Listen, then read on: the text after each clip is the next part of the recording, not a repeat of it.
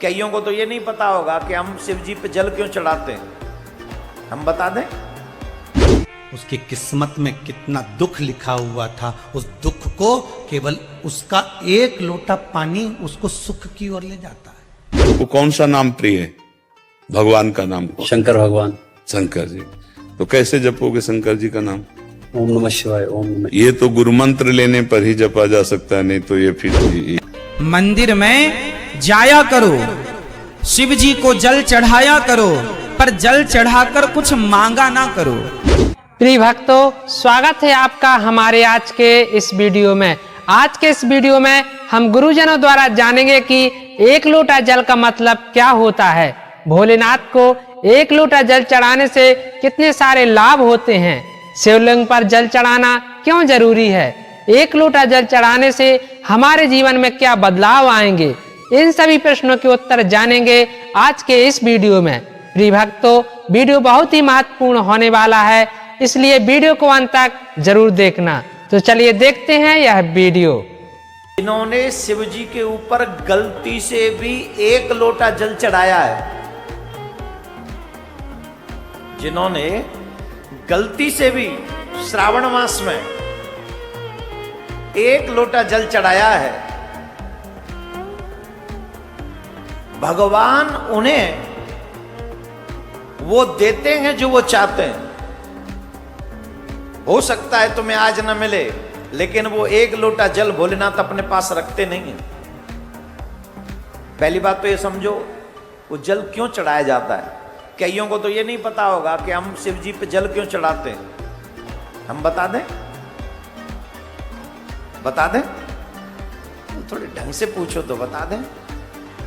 ओम नमः शिवाय जल चढ़ा दो, ओम नमः शिवाय जल। क्यों चढ़ा रहे जल? बोले पता हो ना।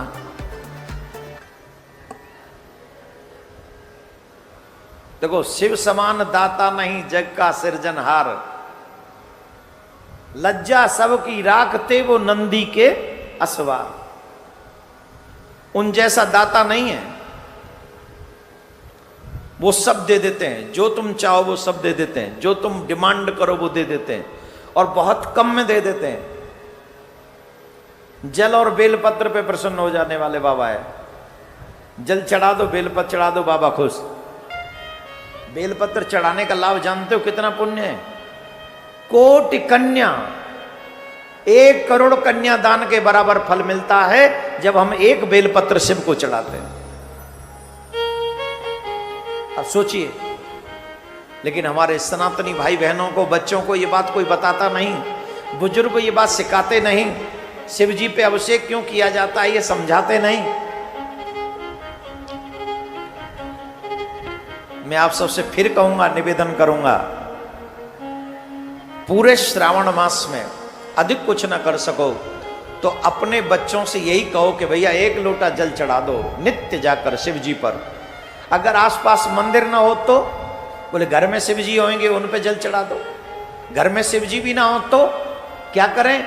बोले हम पर उससे भी अच्छा उपाय, अपने बाएं अंगूठे को ऐसे करो। ए अलसी, थक गए? अपने बाएं अंगूठा ऐसे करो, हाथ में लोटा लो जल का, और इस अंगूठे को शिवलिंग समझो और इस पे जल चढ़ा दो। जो मंदिर में शिवलिंग जल चढ़ाने से फल देगा, वही अंगूठे में शिवलिंग का भाव रखकर अगर तुम जल चढ़ा देते हो, तुम्हें वही फल प्राप्त होगा। एक लोटा पानी, एक बेलपत्र, एक पुष्प, एक चावल का दाना व्यक्ति के निर्णय को बदल देता है। महाराज, उसका क्या भाव था, वो क्या, उसकी किस्मत में कितना दुख लिखा हुआ था। उस दुख को केवल उसका एक लोटा पानी उसको सुख की ओर ले जाता है। एक लोटा जल।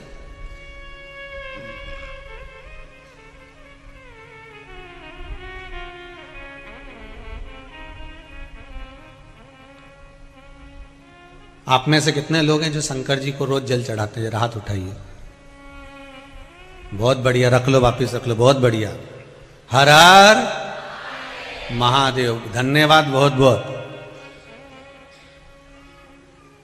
और आप तो चढ़ाओ, साथ में अपनी अड़ोसन, पड़ोसन और पीछे वाली धड़ोसन, इनको भी कहो कि एक लोटा पानी शिव को चढ़ाने में कुछ घटता नहीं है। मंदिर में जाया करो, शिव जी को जल चढ़ाया करो, पर जल चढ़ाकर कुछ मांगा ना करो। आजकल के लोग भगवान शिव के मंदिर में जल तो चढ़ाते हैं, एक लोटा पानी चढ़ाते हैं और लाखों रुपए का, करोड़ों रुपए का मांगते हैं। हे भगवान ये दे दो, ये दे दो, ये दे दो। पानी 5 रुपए का और डिमांड करोड़ों की। स्वार्थ को लेकर क्यों जाते हो मंदिर? यदि स्वार्थ को लेकर गए तो जब तक स्वार्थ पूरा किया शिव जी ने, तब तक तो आपकी आस्था शिव जी पर रहेगी, और जिस दिन स्वार्थ पूरा ना किया उस दिन आप शिव जी के दुश्मन हो जाओगे। अरे शिव जी तो सुनते ही नहीं। शिव जी में तो पहले आस्था थी, अब नहीं है, क्योंकि पहले सुनते थे, अब नहीं सुनते। इसलिए भक्ति कैसी होनी चाहिए? निष्काम। हमारे यहां भक्ति कैसी कही गई है? बताओ, मीरा को भगवान से क्या चाहिए था? बताओ, मीरा ने भगवान की भक्ति क्यों की? आपसे मैं पूछूं कि आप भगवान की भक्ति क्यों करते हैं, तो आप कहेंगे हमारे बहू के बेटा नहीं है, हम गरीब हैं, हम ये हम वो चाहते हैं भगवान से। चला बताओ, मीरा ने भगवान से क्या चाहा? बोलो जोर से, और जोर से। मीरा ने भगवान से क्या चाहा? जोर से। उत्तर गलत है, प्रेम चाहा ना। गलत बोल रही हो मेरी मां, सही बोलो। मीरा ने भगवान से क्या चाहा? मीरा ने भगवान से क्या चाहा? पीछे वाली मैया, मीरा ने भगवान से कुछ नहीं चाहा। मीरा ने भगवान से नहीं, मीरा ने तो भगवान को चाहा। हे प्रभु, मैं आपसे कुछ नहीं चाहती, मैं तो आपको चाहती हूं। भगवान से चाहना और भगवान को चाहना, ये दोनों बात अलग अलग है कि एक है? बोलो, एक है, अलग अलग है। भगवान से चाहना और भगवान को चाहना। तो मीरा ने किसे चाहा? जोर से। भगवान से चाहा या भगवान को चाहा? और आप भगवान से चाहते हो या भगवान को चाहते हो?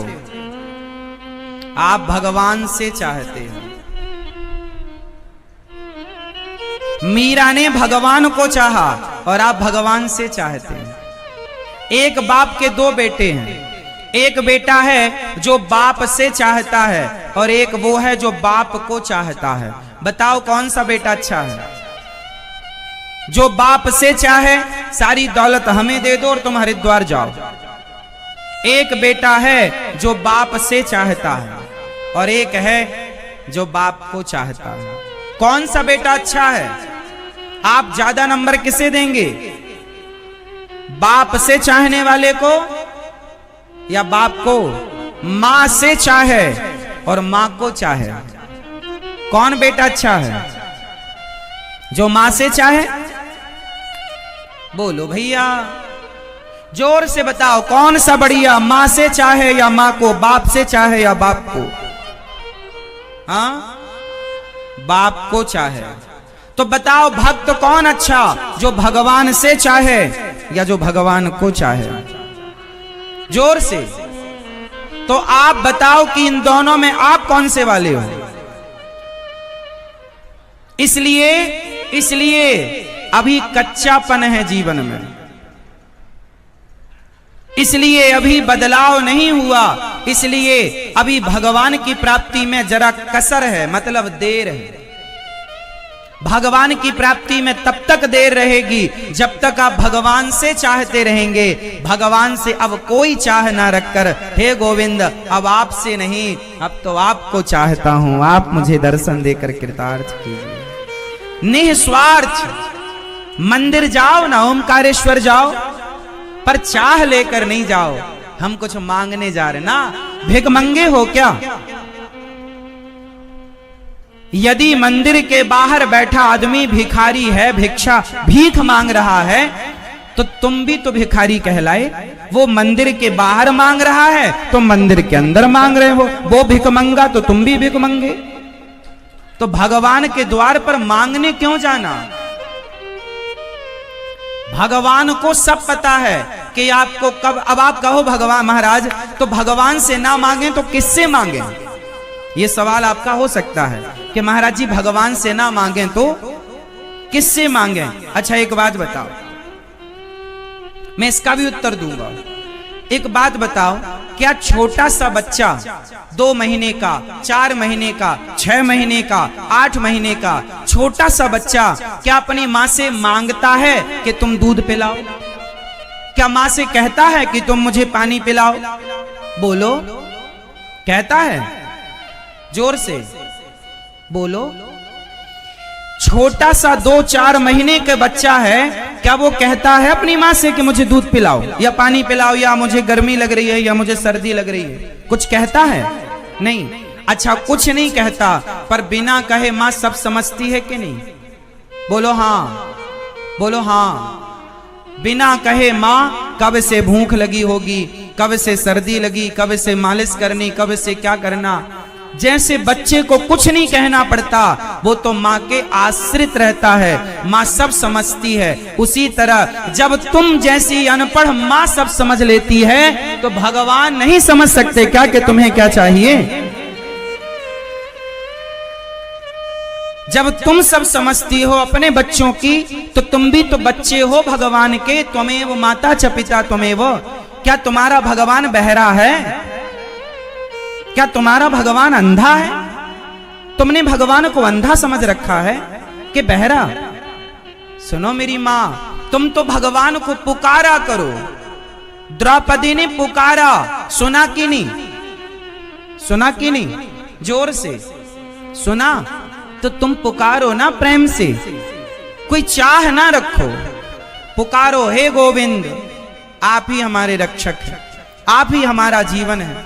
देखो ना सुने तो बताओ, मेरी गर्दन आपके चरणों में है। भगवान को कुछ लोगों ने अंधा मान रखा, बहरा। महाराज जी भगवान से बोलना पड़ा। अब मंदिर गए, हे भगवान बहू के बेटा हो जाए, हे भगवान ये काम हो जाए, हे भगवान दुकान चल जाए, हे भगवान बेटा ये हो जाए, नौकरी लग जाए। मांग रहे हो क्यों? भगवान बहरे हैं क्या? अरे भाई, भगवान तो तुम्हारे मन की आवाज को समझते हैं। चींटी का जो हृदय है ना, चींटी के दिल की धड़कन भी सुनते हैं भगवान, उनके कान इतने बारीक हैं। तो तुम जो मन में सोच रहे हो, अरे बोलना छोड़ दो मेरी माँ, आप मन में जो अभी सोच रहे हैं वो सोचा हुआ भी भगवान सुन रहे हैं। उनसे क्या छिपा है? अंदर की छिपी है कि बाहर की छिपी है? इसलिए सब जानते हैं वो। उन पर विश्वास करो, मजबूत बाल। तो आपको कौन सा नाम प्रिय है? भगवान का नाम? शंकर भगवान। शंकर जी। तो कैसे जपोगे शंकर जी का नाम? ओम नमः शिवाय, ओम नमः। ये तो गुरु मंत्र लेने पर ही जपा जा सकता है, नहीं तो ये फिर ये और निगेटिव भाव को और पुष्ट कर देगा। क्योंकि मंत्र, वैदिक मंत्र गुरु पद्धति से ही जपना चाहिए, ऐसे मनमानी नहीं जपना चाहिए जैसे आजकल लोग, ऐसे नहीं। तो अगर शंकर जी का ही जपना है तो शाम्ब सदाशिव, शाम्ब सदाशिव जप सकते हो आप? जपूंगा। बोलो क्या? अभी जो हमने बोला एक बार फिर बोले महाराज। अच्छा, इतने में तो पकड़ लेना चाहिए आपको। शाम्ब सदाशिव। श्याम सदाशिव। शाम्ब। श्याम्ब। शाम्ब। शाम। सदाशिव। सदाशिव। सदाशिव और शाम्ब। श्याम सदाशिव। शाम्ब सदाशिव मतलब अम्मा के सहित पिताजी। श्याम सदाशिव। शाम्ब सदाशिव, शाम्ब सदाशिव। भगवान शिव और आम्ब, अम्बा जगदम्बा पार्वती, पार्वती के सहित भगवान शिव। शाम्ब सदाशिव, शाम्ब सदाशिव, शाम्ब सदाशिव। आप पकड़ ले, एक बार फिर बोलो। श्याम सदाशिव। शाम्ब। श्याम सदाशिव। सदाशिव तो आपको पता है, सदाशिव। सांब। सांब। सदाशिव। सदाशिव। आप इसको जपिएगा, उठते बैठते चलते फिरते नहा के बिना नहाए किसी भी स्थिति में। और जब वो मंत्र जपने की बात हो तो किसी गुरु से ले लेना। ये नाम अभी मिल गया है, इसको खूब जपो, ठीक है? आप देखना इसका, ये हम जप करके बता रहे हैं, इसको हमने जप किया है पूर्व में, बड़ा चमत्कारिक है ये। शाम्ब सदाशिव, शाम्ब सदाशिव, मतलब माताजी और प्रभु भगवान शिव दोनों की कृपा प्राप्त होती है इसमें। और वो कृपा कर दें तो बुद्धि की अधिष्ठात्री देवी हैं, या देवी सर्वभूतेषु बुद्धि रूपेण संस्थिता, नमस्तस्यै नमस्तस्यै नमस्तस्यै नमो नमः। और ज्ञान के समुद्र भगवान शंकर हैं, वंदे बोधेम मयम नित्यम गुरुम शंकर रूपिणम। दोनों की कृपा हो जाए, विषम निगेटिव भाव नष्ट हो जाएगा। शाम्ब सदाशिव, क्या श्याम सदाशिव, श्याम सदाशिव आप कहते हैं, नहीं सांब, तांब सांब, सदाशिव, सांब, तांब, सांब। हाँ तो प्रिय भक्तों, आप सभी ने गुरुजनों का यह ज्ञानवर्धक वीडियो देखा। आपको यह वीडियो कैसा लगा तथा आपकी इस विषय पर क्या राय है, कमेंट बॉक्स में जरूर बताना। अगर वीडियो पसंद आया हो तो कृपया वीडियो को लाइक एवं चैनल को सब्सक्राइब जरूर कर लेना। तो प्रिय भक्तों, चलिए चलते हैं, अगले वीडियो में फिर मिलेंगे। तब तक के लिए जय श्री सीताराम, जय श्री राधे श्याम।